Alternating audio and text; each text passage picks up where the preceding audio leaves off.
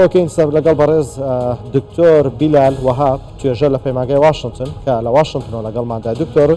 سڵاوتان لێ بێتۆم، کاتتان باش. ئەم هێرشانە بۆ کرێنە سەر هەولێری پایتەختی هەرێمی کوردستان، ئامانجەکەیان چییە؟ بیانوەکان چین؟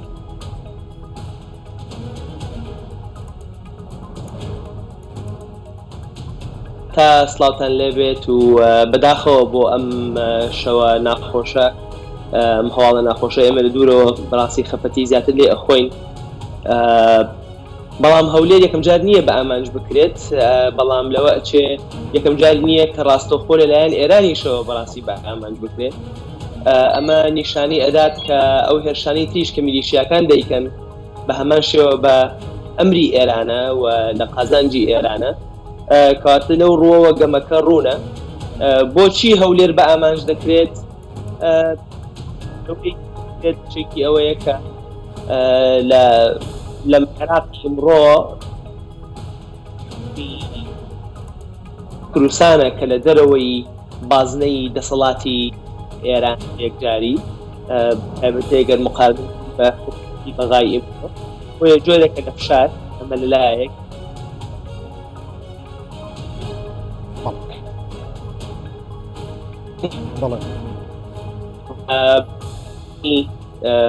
ئەمریکا لە نارەکانی ئێران لە عێراقا هەمویان کەسکاون بیرمان کە لە ڕووی سیاسی و لە ڕووی ئابوووریەوە هەرێمی کوردستان لەژێر فشارە، لەژێر ئیشەوە بە هەمان فشارە بووە. بینیم کە لایەنی لە دوای داعش بە یەکجاری هەم داعش کران هەم لاواز کران و تەنانەت پۆستی سەلەقەیشیان ڕانابینن، تقریبا بەرامبەر بە هەژمونی تەواوی ئێران لە عێراقات بۆیە تەسەوڕەکەم ئەوە بەشێک بێ لەوە بەشێکی تریش حتا ئەمریکایە سیاسەتی ئێران لە ناوچەکە و سیاسەتێکە جەنگی خۆی لەگەڵ ئەمریکا لە سنوورەکانی ئێران دوور بخاتەوە، بۆیە دەبێت لایەنەکانی کە لە ئێران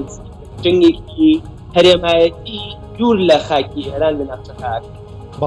بەڵام دوکتۆر پێتان وانێت تێکدانی سەقافی هەرێمی کوردستان هیچ کاریگەریەکی باشی لەسەر ئێران نابێت؟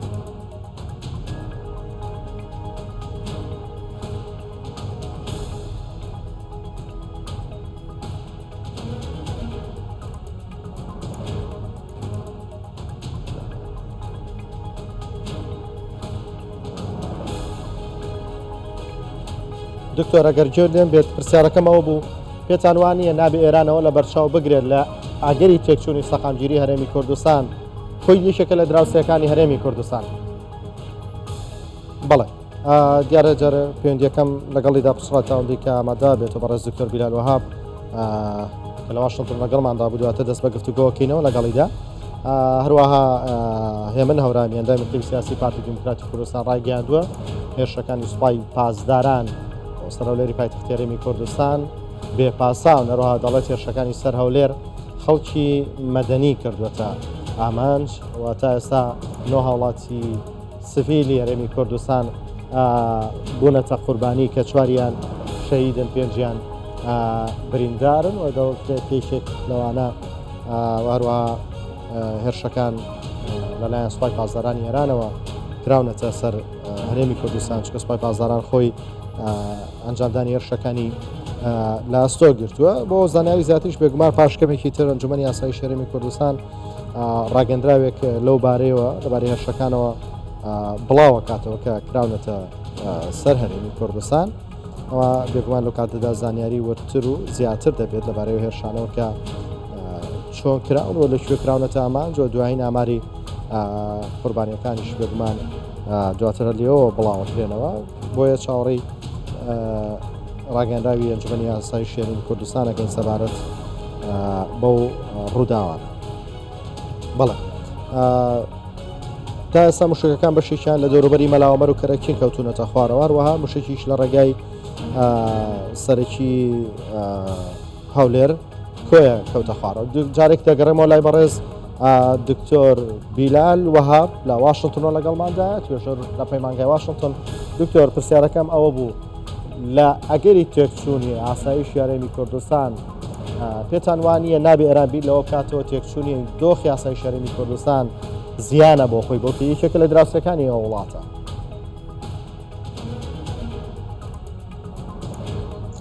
پرسیارێکی گرنگە، پرسیارێکی جوانە و جوابەکەشی دەبێ بەڵێ بێت چۆن کاتێکەوە داعش لە عێراقا دروست بوو بە ترسێکی گەورە بوو بۆ ئێران لە کوردستان و لە خاکی هەرێمی کوردستان هەڕەشە ئێرانێکی گوڵ وڵاتانەی کە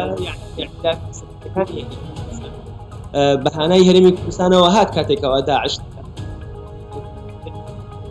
نزیک بوویەوە. بەڵام ئێستا ئێران شەڕێکی تری هەیە، شەڕێکی ناوچ ئەم دەرفەتی شتینەوە ئیل و ئەماس بقۆزێتەوە بۆ ئەوەی کە جارێکی تر ئەمریکا بێنێتەوە ناوچەکە، بەڵام بە شێوازێک لەگەڵ ئێرانە کێشە دروست بکە و شەڕ بکە کە ئەمریکا پێوتە قەواعیدی لعبە یاساکانی شەڕ ئێران خۆی دای بڕێژێ. بۆیە ئەبینین هەمیشە دەست پێشخستە لایەنەکان کە لە ئێران نزیکن و ئەمریکاش وەڵام ئەداتەوە. ئەمریکا بەڕاستی بە شێوەیەکی لاواز لە یەکەم ڕۆژەوە لە دوای شەڕی غەزە کاتێک کە فراوان بۆی کە فراوان نەبێ ڕاستە لە ڕوویەکەوە ناوچەکە و هێزی پیشاندا، بەڵام بەلاوازی هاتە پێشەوە بەمانە لە ڕووی سیاسیەوە بەوەی کە لە یەکەم ڕۆژەوە ئەمریکا دەیوت من نامەوێت کێشەکە گەورە بێت، من نامەوێت شەڕ لەگەڵ ئێران بکەم. بۆیە ئەم پەیامە تۆ بە ئێران بڵی لە یەکەم ڕۆژەوە بڵی شەڕم ناوێت، ئێران ئێستا ئەمە ئەقوازێتەوە بۆ سەیرەکەی هەموو لایەنەکانی کە بە ئەمری ئێران کارەکان بێت، لە حیزب الله بێت، لە میلیشاکان بێت کە بەناوی مقاومە لە عێراق کارەکەن، هەمویان بەجێرە لە جۆرەکان تەحەدای ئەمریکان و ئەمە لاوازی ئەمریکا دەرەخا و بە ئامانجکردنی هاوپەیمانەکانی ئەمریکا لە ناوچەکە تەحەدایەکی بەڕای من تەحەدایەکی ئێرانیە بۆ ئیدارەی بایدن و بۆ ئەم استراتیژیەتی کەوای بەرپای کردووە کە بەڕای من استراتیژیەتێکی لاواز. بەڵێ دکتۆر لە ماوەی ڕابردووە ئەمریکا هەرشێکی لە ناو بەغدا ئەنجامدا بۆ سەر بارەگایەکی حەشتی شعبی. حکوومەتی عێراق زۆر بە خێرای هاتە جواب و بە پێشێکردنی سەروەری عێراقی داناوتی قبوڵی ناکەین. بەڵام کاتێک گێرانەوە موشەکە گاتارێمی کوردستان خۆسوورەکانی عێراق بەزێنێکە گاتارێمی کوردستان. ئەی بۆ ناتوانێت ئەمە کۆنتڕۆڵکە بۆ وەڵامی نییە بۆ قسەی نییە تا ئێستا.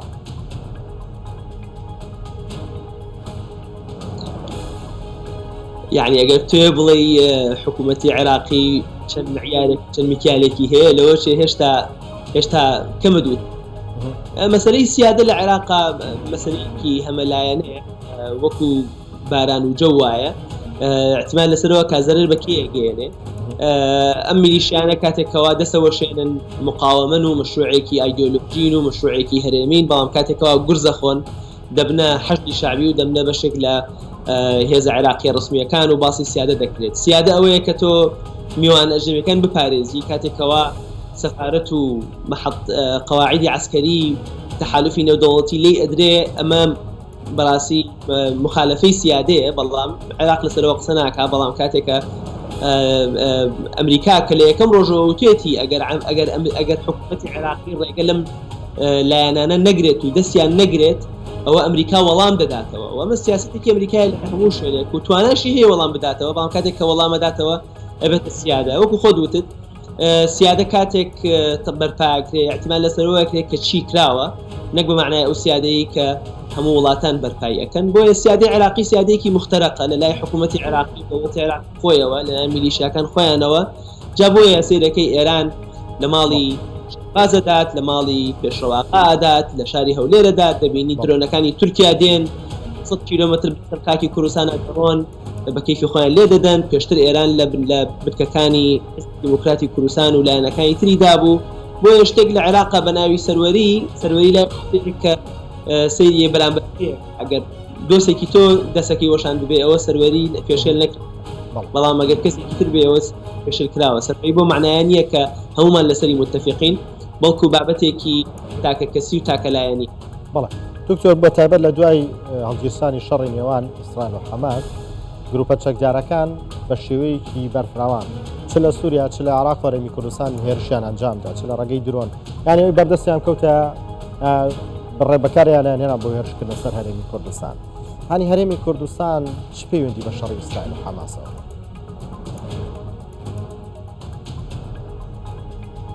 بکوتم ینی ساحەیەکە لە ساحەکانی دوورخستنەوەی جەنگ لە سنوورەکانی ئێران لایەک فشارکردنە بۆ سەر ئەمریکا لەلایەکی تر. بەڕای من ئێرانیش و ئیسرائیلیش لە قازانیان و دەیانەوێت کە ئەمریکا جارێکی تر بێتەوە ناوچەکە و تووشی شەڕێک بێتەوە لە ناوچەکە. بۆیە داوانکردنی جەنگ لەلایەن ئیسرائیلەوە بۆ ناو خاکی لوبنان دروستکردنی ئەمریکی واقعکە ئەمریکا دێنێتەوە ناوچەکە کە ئەمریکا دەیەوێت شەڕەکە فراوان نەبێت، بەڵام دەبینیت ئیسرائیل شەڕەکە دەباتە ناو لوبنان فراوانی دەکات. لە هەمان کاتە ئێرانیش بە هەمان شێوە بە بەکارهێنانی حوتیەکان بێت بۆ دەریای سوور، بە بەکارهێنانی میلیشا عێراقیەکان بێت بۆ لەدانی هێز ئەمریکیەکان بۆ فشارکردن لەسەر حکومەتی عێراقی بۆ ئەوەی کە داوای دەرکردنی هێز ئەمریکیەکان بکەن یاخود ئەم هێرشێکی ئەمڕۆ لەسەر هەولێر دەیکات. ئێرانیش بە هەمان شێوە دەیەوێت جارێکی تر فشار لەسەر ئەمریکا بکات. ئەمریکایەک کە لە بەرەو لە ساڵی 2024 ساڵی هەڵبژاردنەکانە و بەشداربوونی لە شەڕێکی ناوچەیی ڕۆژهەڵاتی ناوەڕاستە لە قازانجی نییە، لە قازانجی ئیدارەی بایدن نییە، بەڵام سیرەکەی بە واقع شەڕێکی ئەتوانی بڵێ نەک زۆر زۆر گەرم بەڵکو شەڕێکی خەریکە وردە جەنگێکی تازەی ڕۆژهەڵاتی ناوەڕاست دروست بێت. هەروە بە خشکەیی ساحەکانی وردە دەکرێنەوە، چ ساحەی عێراقی بێت، ساحەی لوبنانی بێت، ساحەی بەحری ئەحمەر و سەلەی یەمەن بێت کە ئەوێش بە هەمان شێوە بۆتە ساحەیەکیش بۆتە ساحەیەکی تر بە هەمان شێوە بەداخەوە. بەڵێ ئەتوانی بڵێن ئێستا دووبەرەیەک یاخود دابەشبوونێکەیە لەوەی کێ دەیەوێت شەڕ لە ڕۆژهەڵاتی ناوەڕاست ڕووبدا، کێ نایەوێت شەڕ ڕووبدا؟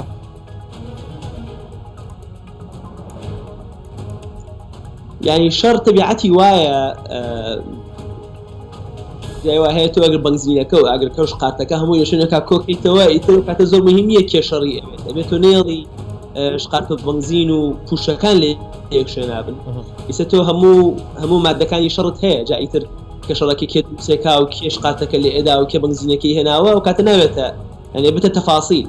ئیسە تۆ دۆخێک دروست بووە لە ناوچەکە کە جۆرێک لە پنگ خواردنەوە دروست بووە. سیاسەتی ئەمریکا ئەوە بوو کە ناوچەکە بێدەنگی تیا دروست بێت، بەڵام هەندێک گۆڕانکاری استراتیجی لە ناوچەکان ڕوویان داوە. ئەم گۆڕانکاریانە بەشێکی بریتیە لە ئاشبوونەوەی هەندێک لە وڵاتە عەرەبیەکان لەگەڵ ئیسرائیلە کە ئەمە فەلەستینیەکانی تەواو بێتاقەت کردبوو بۆەوەی کەەوە ئەوان لە معادلەکە دەرچوون. بۆیە بە کردارێکی ئەتوانی بڵێ یعنی جۆرێک لە ئینتیحاری حەماس ویستی ئەوە ئیسبات بکاتەوەەوە قەزەی فەلەستینی هێشتا ماوە بەرپایە. ئەمە لەلایەکی تر ئێران هەست بە هەڕەشەیە کاتێک کە ئەبینێ چەند وڵاتێکی نەوتی دەوڵەمەند دەیانەوێت لەگەڵ ئیسرائیل نەکە تەنها ئاش ببنەوە، یعنی جۆرێک لە ئیتفاقی سیاسی و استراتیجی و دیفاعی نی دروست بکەن کە ئەمە ئێران بە هەڕەشەی ئەبینێ بۆیە دەوێت ڕێ لەمە بگرێت. لەلایەکی تر ئەم وڵاتانەی کە جۆرێک لە سەقامگیری تا دروستبووە، سەقامگیرەکان دش بە ئێران کارەکەن. ئەو وڵاتانەی کە ناسەقامگیرن وەکو یەمەن، وەکو لوبنان، وەکو عێراق، سەرەکەی ئێران لەو شوێنانە هاوپەیمان بۆ خۆی دروستەکات، ئیستیغلالی لاوازی ئەم وڵاتانە ئەکات. دکتۆر قسەکەی من لەبارەی ئەو هەڵگیرسانی جەنگەکە لە ڕۆژهەڵاتی ناوەڕاست کێ دەیەوێت کێ نایەوێت، مەبەستەکەی من زیاترەوە بوو کە لە دوای هەڵگیرسانی شەڕی ئیسرائیل و حەماس بنیامین نەتەنیاهوتی ڕۆژهەڵاتی ناوەڕاستە گۆڕی، کەوا بێت بەرەیەک هەیە کە بەرژۆندیەکانیان لە ڕۆژهەڵاتی ناوەڕاستە بەو شێوەیە نییە کە ئەیانەوێت، بەرەیەکی شەیە بەو شێوەیە کە دایانەوێت، واتە بەرەیەکێ دەیەوێت شەڕ ڕووبدا، بەڵام بەرەیەکێ دەیەوەکو خۆی بیڵێتەوە لە بەرەوەی ئامانجەکانی خۆی پێکاوە یاخود ئەوەی خۆی دەیەوێت ئێستا دۆخەکە بۆ گونجا. یعنی وەکوتم هەردوو لە هەم ئێران و هەم ئیسرائیل دەیانەوێت کە ئەمریکا بکێشنەوە بهێننەوە جارێکی تر بۆ ناوچەکە. مەسلحەتەکان جیاوازن، بەڵام لەو خاڵایەکە دبنەوە. باسی ئێرانم کرد کە ئێران بۆ ئەمریکا بێتەوە ناوچەیە پێ نابێتە گرفتێکی گەورەتر لە بەردەم ئەوەی کە ئێران دەیەوێت چی بکە؟ نه، چونکە ئێران و ئەمریکا لای کەم جۆرێک لە لێکتێگەیشتنیان هەیە لە ئالیەتی سراع و جەنگەکەیانە، بەڵام ئەوەی کەوتم ئێران لێ دەترسێت لە ڕووی استراتیجیەوە ئەوەیە کە تەحالوفێکی هەرێمایەتی دروست ببێت لە نێوان ئیسرائیل و سعودیە و ئیمارات و بەحرین و میسر و ئوردن و ئەمانە هەمووی بێن تەحالوفێک دروست بکەن دژ بە ئێران. ئەمە هەڕەشەیە بۆیە بۆ ئەمریکاش و ئەوروپاش مەسەن دامی بکە ئەمە مەسلحەتی ئێران بەڵام ئیسرائیلیش بیرمان نەچێ ئەم حکوومەتێکە کە یعنی ئەگەر خەریک بوو هەر دانیشتوانی ئیسرائیل خۆیان ئەم حکوومەتە بڕۆخێنن نەتەنیاهۆ ئەم جەنگە لەگەڵ غەزا تەواو ببێت بۆ بەیانێکی ئەچێتە سجن بۆیە تا ڕۆژێک جەنگەکە درێژ بکاتەوە مانەوەی ئەو لە دەسەڵاتە درێژە بێتەوە بۆیە لە مەسلحەتی نییە ئەم جەنگە تەواو بێ بۆیە لە قازانجێتیکەوە بگاتە لبنان بۆ نمونە بگاتە ساحەی تا درێژە بکێشێ ئەم جەنگە و بەڵام ئەم مەسلحەتە ئێرانی و ئیسرائیلیە دژ بە مەسلحەتی ئەمریکایە کە ئێوێ هەرچۆنێک بووە لە جەنگی ڕۆژهەڵاتی ناوەڕاست دوور بکەوێتەوە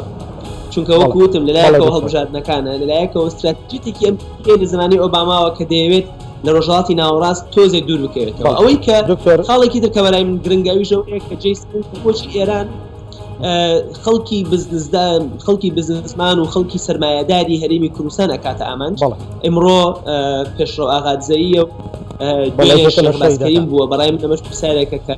بەڵێ دکتۆر لەگەڵمدا مێنەرەوە ڕاگەیاندراوی ئەنجومەنی یاسایی شێن دێزانانی دیکە وەرەگرین و جارێکی دیکە گەڕێمەوە لای بەڕێستان لەگەڵماندا مێنەرەوە ڕاگەاندراوێک لە ئەنجومەنی یاسایی هەرێمی کوردستانەوە کاتژمێر 11 خولەکی شەوی 15 لەسەر 16 کانۆنی دووەمی 2024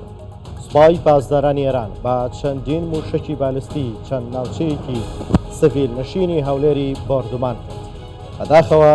بەپێی ئامارە سەرەتاییەکان 4 هاوڵاتی سڤیل شەهید و 6 کەسی دیکەش بریندارن کە ڕەوشی تەندروستی هەندێک لە بریندارەکان ناجێگیرە سوپای پاسداران ڕایگەیاندووە ئەم هێرشە بۆ سەر چەند پێگەیەکی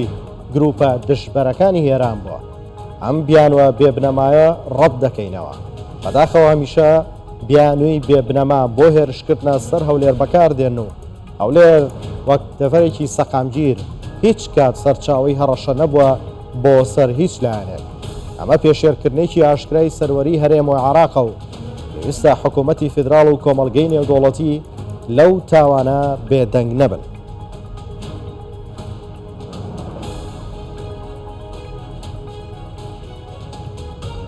بەڵێ دەسوەرای هاوکارم ڕێناساڵی لە بەردەم نەخۆشخانەی فریاکەوتنی هەولێر ڕێناسڵاو لە بێم کاتت باش زانیارەکان لای تۆ چین دۆخی بریندارەکان چۆنە؟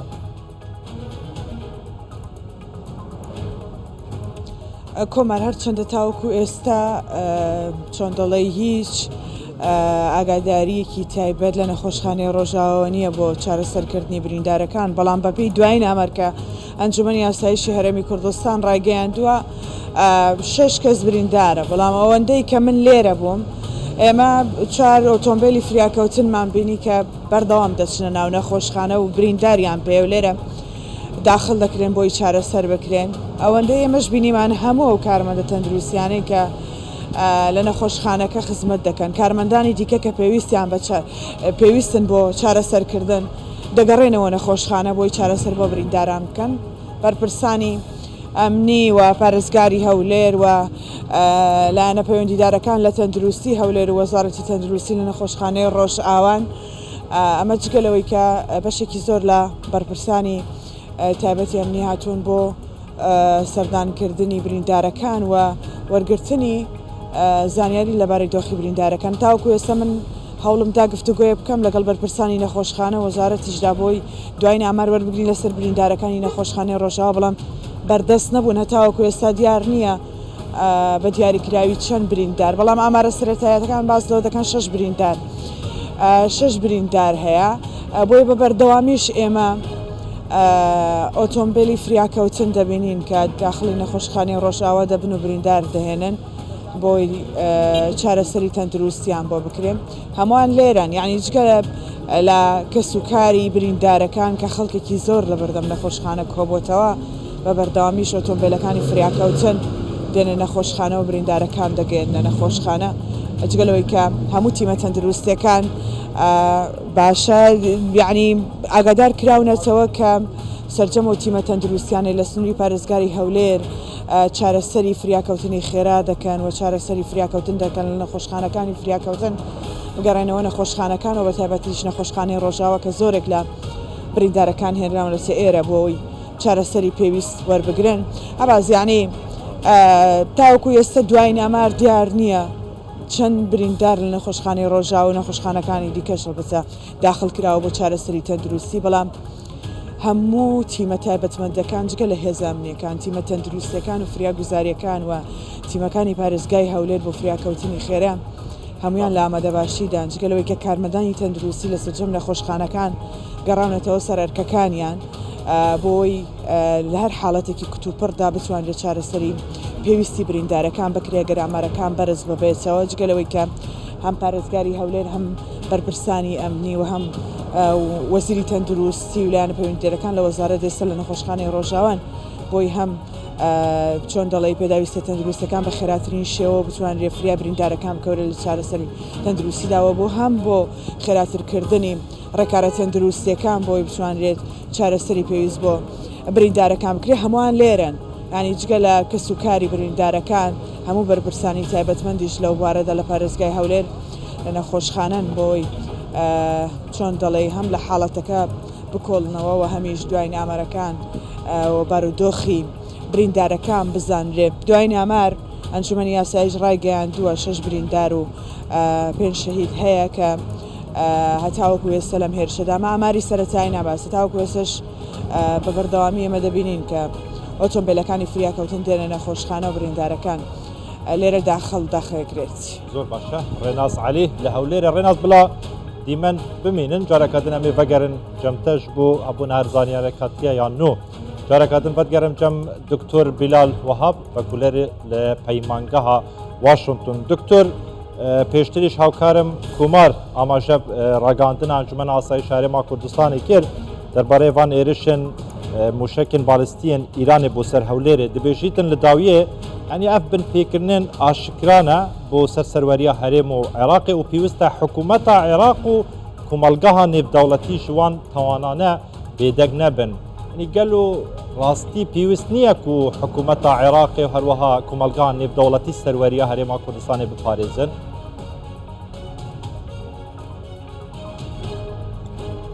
کۆمەڵگەی نێودەوڵەتی ئەکرێت لە ڕووی لە ڕێگەی UN و لە ڕێگەی دیبلۆماسیەتی ئەم هەرێمی کوردستان خۆی و تەسیری دیبلۆماسیەتی تەرسیلی هەرێمی کوردستان و حیزبە کوردستانیەکان لەسەر دیبلۆماسیەتی عێراقی بێت بەڵێ ئەنجومەنی ئاساییش هەیە UN هەیە دەکرێت عێراق شکات بکات ئەمە یەکەم جار نییەکەوە ئێران بەم جۆرە پێشنکاری دەکات بەتایبەتی کە ئەم جارە یعنی زیانی نەک تەنها مادی بەڵکو زیانی گیانیشی گەیاندووە ماڵێکی سیڤیل دانیشتون و ساڕوخباریەوە بەسەریانە یعنی ئەمە تاوانێکە کە بەڕاستی دەبێت لە ڕێی کۆمەڵگەی نێودەوڵەتی وەکوتم UN و هەتا دوایی دەبێ ئەمە ئەبێ هەرێمی کوردستان دەنگی خۆی بگەێنێتە ئەم مەحفەلە نێودەوڵەتیانە و نوێنەرایەتەکانی حکوومەتی هەرێمی کوردستان لە دەرەوەش بە هەمان شێوە لەسەر ئەرکی هەرێما کوردستانە دەنگی خۆ بگەێنێتن یان ئەرکی سەرەکی عێراقیە دکتۆر جاویستم باسی ئەوە بکەم حکوومەتی هەرێم نابێت تەنها داوا لە حکوومەتی عێراق بکات وەکو دوو طرف یاخود وەکو دوو لایەن هەرێمی کوردستان و حیزبە سیاسەکانی هەرێمی کوردستان بەشێکن لە حکوومەتی عێراقی یعنی وەزیری دەرەوەی عێراق خۆی کوردە وەزارەتی دەرەوە لەژێر دەسەڵاتی حیزبێکی کوردستانیایە بۆیە بە تایبەتی لە مەسەلەی سیاسەتی دەرەوە وەکو مەسەرەن مەسەلەی بوجە نییە بڵێ تا بڵێ هێشتا حکوومەتی هەرێم یاخود حیزبە کوردستانیەکان دەمیان نەگاتێ یاخود دەنگیان نەگاتێ بۆیە بەڕاستی ئەبێت درێغی نەکرێ بە هیچ جۆرێک و هەموو هێزی کوردی بەکاربهێنرێت بۆ ئەوەی کەوا ڕۆڵی کورد لە بەغا ڕۆڵی کورد لە حکوومەتی عێراقیە نەک تەنها وەکو داواکردن بەڵکو بە فشاری سیاسی بە زەختی سیاسی بۆی کەوا عێراق لایکم بەرکی خۆی هەڵبسێت بۆی کە لە مەحافلی نەدەوڵەتی دەنگی ناڕەزایی خۆی بگەێنێت ئەمە لەلایەک و لەلایەکی تریش هەرێمی کوردستان خۆیشی پەیوەندی ڕاستەوخۆی ینی حیزبەکانیش و حکوومەتی هەرێمیش پەیوەندی ڕاستەوخۆی لەگەڵ ئێران هەیە دەبێم قەناتانە جارێکی تر ئەم کەناڵانە جارێکی تر کارا بکرێنەوە و لەگەڵ ئێرانە ڕاستەوخۆ قسە بکرێت ینی ئەم پەیوەندیەکی مێژوویە بۆچی لەم چەند ساڵی ڕابردووە بەم شێوەیە تێک چووە ئەمە پرسیارێکی گرنگە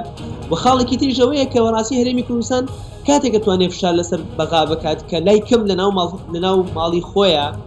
ئەمە بە پێشێلکاری سەروەری هەرێمی کوردستان دکتۆر و ئەم جۆرە پێشێلکاریانە خاڵێک بێت کە بەڕاستی هەموو لایەنە کوردیەکان لەسەری متفق بن، با لەسەر کێشەی تر هەبێ، با لەسەر هەڵبژاردن لەسەر تر کێشە هەبێ، بەڵام کاتێکەوە هەرێمی کوردستان و پایتەختی هەرێمی کوردستان بەڕاستی بەم شێوەیە بە ئامانج دەکرێت. ئەمە خاڵێکە کە دەبێت هەموو لایەنەکان بەری کۆک بن و بە هاودەنگی فشار لەسەر بقابەکە نەک تەنها لایەنێک و حیزب. باشە دکتۆر، ئەفنە جارایەکە کوێرشی سەر هەرێما کوردستانی هەولێرە تێدەگرن هۆکارێن وان ئێرشانە چنە؟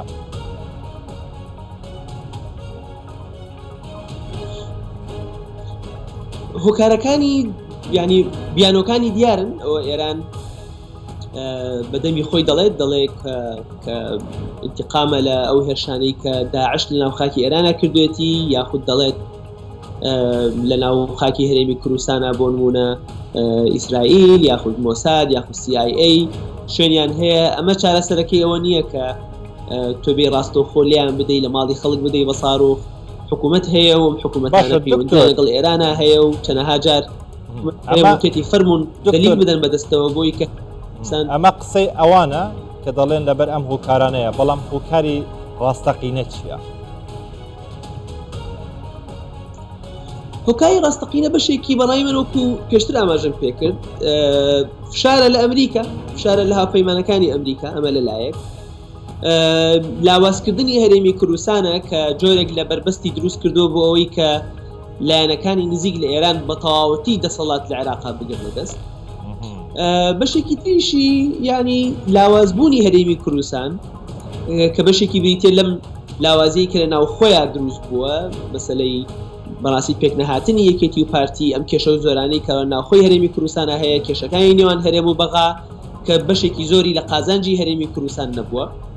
واکات کە ئەگەر ئێران بوێت گورزێک لە عێراقا بوەشێنێ هەرێمی کوردستان ئاسان بێ، جاران کە هەرێم بەهێز بوو ئێران نێتوانی بۆ ئاسانیە دەست لە هەرێمی کوردستان بوەشێنێ. ئێستا لاوازی هەرێمی کوردستان ئاسانتری کردووە بۆی بەڕاستی. لەلایەکی تریشەوە هەست بە لاوازی ڕەدی ئەمریکاشەکەن. پێشتریش لە فقڕی پێشتر ئاماژەم پێکرد کە ئەمریکا استراتیژیەکی بەڕاستی لاوازی لە ناوچەکە هەیە. سمعی ئەمریکا وەکو لایەنێک کە بتوانێت پشتگیری لە هاوپەیمانەکانی بکات لاواز بووە و بەدەمی خۆی دەڵێ من شەڕم ناوێت و ئێرانی شەڕی پێدەفرۆش. زۆر باشە. ئەمریکا وڵاتێکی بەهێزە لە ناوچەکەدا، چۆن دەتوانێتن ئەم ملیشانە کوتوبەند بکات لە ناوچەکەدا؟